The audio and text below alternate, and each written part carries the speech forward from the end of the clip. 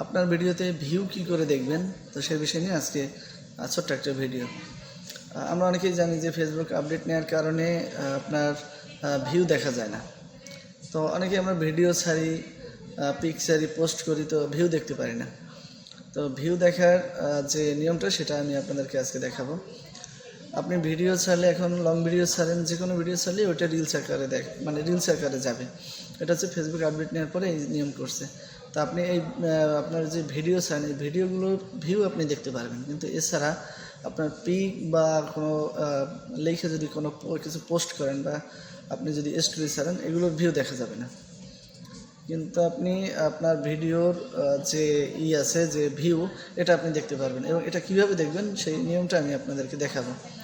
এটা হচ্ছে, আপনি আপনার ফার্স্ট টাইম আপনি আপনার প্রোফাইলে ঢুকবেন। প্রোফাইলে ঢোকার পরে নিচে দেখবেন, আমি স্ক্রিনে দিয়ে দিচ্ছি, নিচে দেখবেন হচ্ছে রিলস আছে, অ্যাবাউট রিলস, এগুলো আছে।